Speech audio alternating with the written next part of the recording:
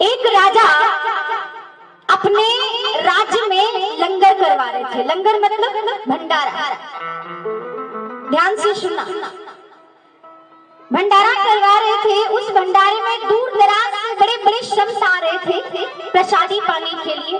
अंत में एक शम्स जी आए, प्रसादी दी गई, बैठे हैं और कहते हैं भोजन जब भी करो तो भगवान का स्मरण ध्यान करके तभी करना चाहिए।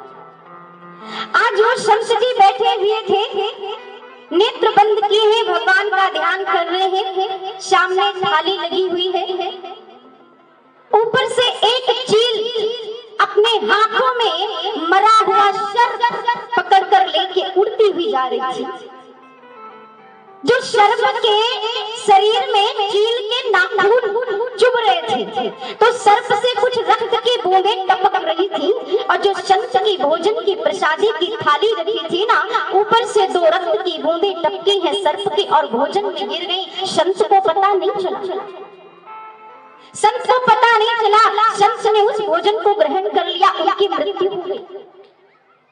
राजा को बड़ा पश्चाताप हुआ, अफसोस हुआ। अरे मेरे राज्य में, मेरे भंडारे में, मेरे लंगर में, पुण्य के कार्य में एक ब्रह्म हत्या हो गई, एक शम्स हत्या हो गई। अब मैं क्या करूं? धर्मराज के पास जाते, धर्मराज से कहते हैं कि मुझे दंड मिलना चाहिए, मुझे सजा मिलनी चाहिए, क्योंकि मेरे भंडारे में, मेरे नेक कार्य में एक पाप हो गया है। धर्मराज चित्रगुप्त को बुलाते हैं, आप बताओ इनकी क्या गलती है? उसने सब पलट कर देखा, कहता है महाराज इनकी कोई गलती नहीं है, क्योंकि चील तो आसमान में उड़ती हुई जा रही थी, उसे क्या पता नीचे कौन है। सर्प भी मरा हुआ था, उसे क्या पता। संत के नेत्र बंद थे, भगवान का स्मरण कर रहे थे, उनको नहीं मालूम। राजा तो अपने महल में थे, उन्हें क्या पता। दोष किसी का नहीं है, परंतु हत्या हुई है तो इसकी सजा किसे मिलनी चाहिए? विचार करिए, किसे मिलनी चाहिए? धर्मराज जी कहते, राजा आप अपने राज्य जाइए, अपने कार्यभार को संभालिए, जब मुझे इसका दोषी मिल जाएगा मैं आपको पुनः बुलाऊंगा। आज राजा आते हैं और आए, अपने राज्य में व्यस्त हो गए कार्य में। एक वर्ष व्यतीत हुआ और एक वर्ष के बाद पुनः उनका भंडारा प्रारंभ हुआ। कुछ संत पुनः आते हैं भोजन प्रसादी के लिए। उनको राजमहल का, राज दरबार नहीं पता था। एक दासी से कहते हैं आप मुझे बताओ कि राजा का राज दरबार कहाँ है, मुझे जाना है। मैंने सुना है यहाँ भंडारा चल रहा है, हम बहुत भूखे हैं, बड़े दूर से आए हैं। दासी कहती है संत महात्मन आप आए हो, जा रहे हो, बड़ी अच्छी बात है, जाओ, लेकिन मेरी बात याद रखना। क्या? अरे राजा तो भोजन में, प्रसाद में विष मिलाकर संतों को मार देता है। ध्यान से, आज ये बात कह दी और रास्ता बता दिया, संत चले गए। धर्मराज पुनः तुरंत राजा को आदेश दिया आप आइए। राजा आए, कहते आज मुझे उस ब्रह्म हत्या का दोषी मिल गया। कौन मिला? आपके राज्य की वो महिला।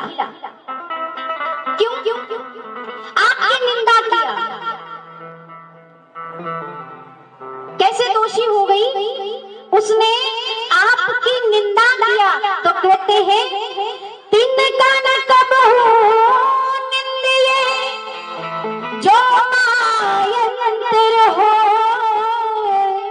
उड़ती आँखिन पड़े और पीर धनहरी हो। एक तिनके का भी कभी अपमान नहीं करना चाहिए, तिनके का भी कभी निंदा नहीं करनी चाहिए, क्योंकि कभी मरने वाले को तिनके का भी सहारा काफी होता है। इसलिए कहते हैं राजन आपके राज्य में उस महिला ने आपकी निंदा किया, उस संत के हत्या के दोषी ये महिला है, अब इसे उसकी दंड ये भोगेगी। ये कहानी, ये कथा, ये बात बताने का एक ही मतलब है कि प्यारे जीवन में किसी को कुछ गलत करते हुए देखना तो उसे एक बार समझाने अवश्य दे देना, लेकिन उसकी बात को 4 जगह 10 जगह कहने की आवश्यकता नहीं है। फिर वो आपकी बात समझ मिलेगी। और जैसे वो बात निंदा बन गई ना, तो गलत उसने किया है, पाप उसने किया है, आधे पाप के हिस्सेदार आप बन जाओगे।